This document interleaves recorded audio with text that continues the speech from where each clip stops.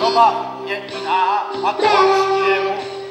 Peklo už nie je ten čas. Nevarím dušičky lekárnou noc. Ja už neverím, popijem. Ach joj. Čo to tu tak odporne zaváňa? To asi z tvojej kože smrad ten sem zavíjal.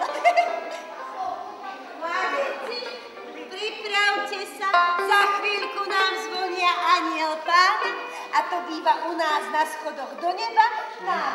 Víš, Čertíček? Nechá! Mladíci, ideme. Zaspané sú schody do neba. Radosné ho pre teba. Ak počká chvíľu len, uvidí čertík ten, akú krásnu prácu každý anjel má. Prichádzam z ďalekej krajiny a s radosťou prichádzam sem medzi dobrých ľudí Žiaru nad Hronom. Pretože som sa dozvedel, že sú tu veľmi dobré detičky. Poslúchajú, rodičov v láske majú a preto sa tu veľmi dobre cítim.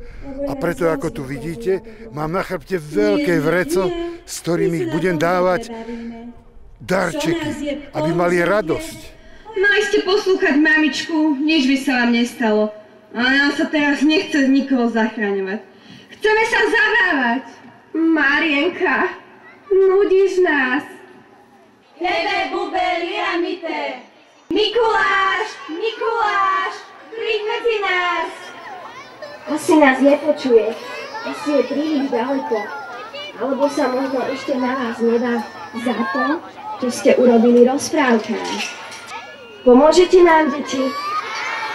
Tak všetci spolu zakričíme, Mikuláša privoláme. Mikuláš, príď medzi nás. Mikuláš, príď medzi nás. Ahoj, deti, ahoj! Ja ťa za odmenu deťom teraz do celej krásy rozžiarim.